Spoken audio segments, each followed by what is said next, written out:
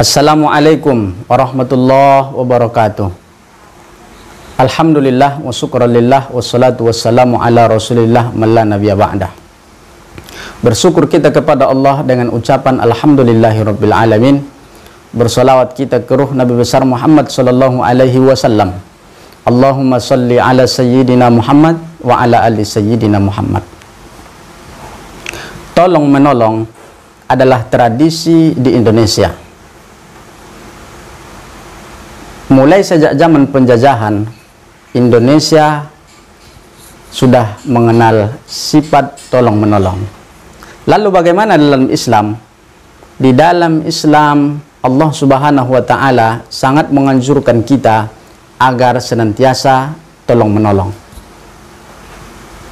Yang pertama, dalam Al-Quran Allah Subhanahu wa Ta'ala berfirman, wa ta'awanu 'alal birri wat taqwa wala ta'awanu 'alal ismi wal udwan.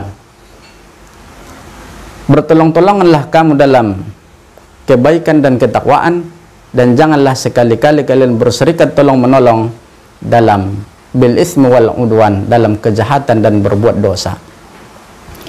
Oleh karena itu, tolong-menolong di dalam Islam hal yang sangat luar biasa tingginya, diapresiasi oleh Al-Quran, diapresiasi oleh Nabi Shallallahu Alaihi Wasallam. Maka kita sebagai seorang Muslim, seorang mukmin, orang yang beriman kepada Allah Subhanahu Wa Taala dan hari akhir, maka hendaklah kita dalam kehidupan banyak tolong menolong kepada orang lain agar Allah Subhanahu Wa Taala banyak menolong perkara-perkara kita. Yang kedua, Nabi Shallallahu Alaihi Wasallam mengingatkan kepada kita agar kita senantiasa menolong orang lain, agar kita pun senantiasa ditolong oleh Allah Subhanahu wa Ta'ala.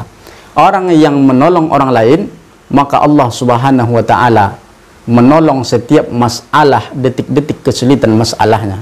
Tapi siapapun yang enggan menolong orang lain, maka Allah Subhanahu wa Ta'ala sering melepaskannya di saat-saat kesulitan.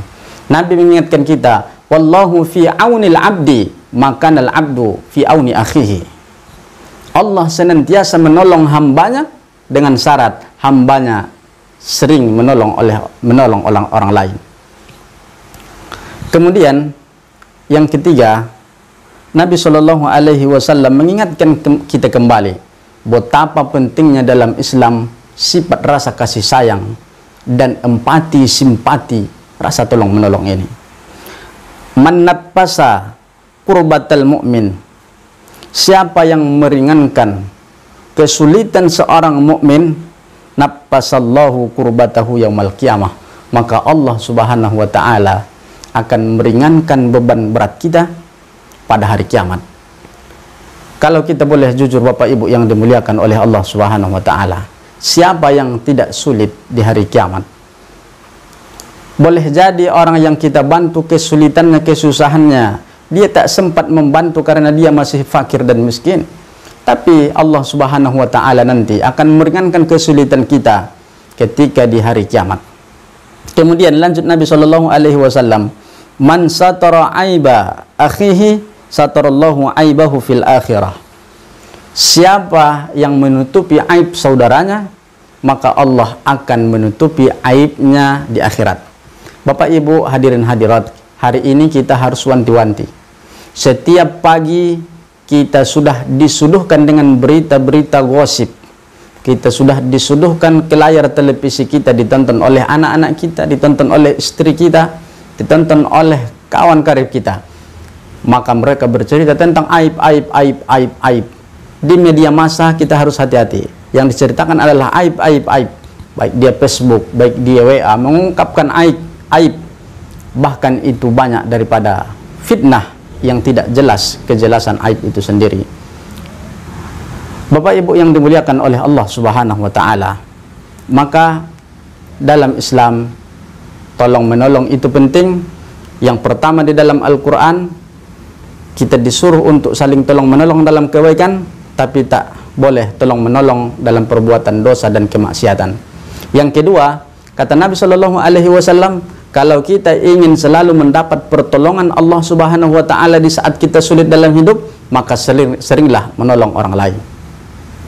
Yang ketiga, kalau kita ingin Allah Subhanahu wa taala menolong kita pada hari kiamat, beban berat kita diringankan oleh Allah, bahkan dihapus oleh Allah Subhanahu wa taala, maka seringlah menolong orang Islam, orang Muslim atau orang lain manusia di atas dunia.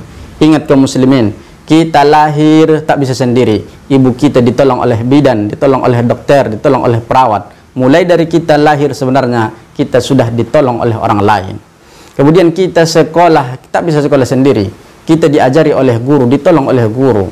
Maka begitulah kehidupan. Kita nikah tak bisa nikah sendiri. Ada orang yang memasak, ada orang yang mengantar kado, ada orang yang mendirikan pentas kita, ada orang yang menjahitkan baju kita. Maka tidak ada satu alasan pun untuk dalam Islam tidak ada tolong menolong. Maka oleh karena itu, tolong menolong adalah ciri khas Indonesia, sekaligus anjuran dalam Al-Quran, anjuran Allah Subhanahu wa taala dan Nabi sallallahu alaihi wasallam. Fa'tabiru ya ulil absar. Wallahul muwaffiq ila aqwamit thariq. Assalamualaikum warahmatullahi wabarakatuh.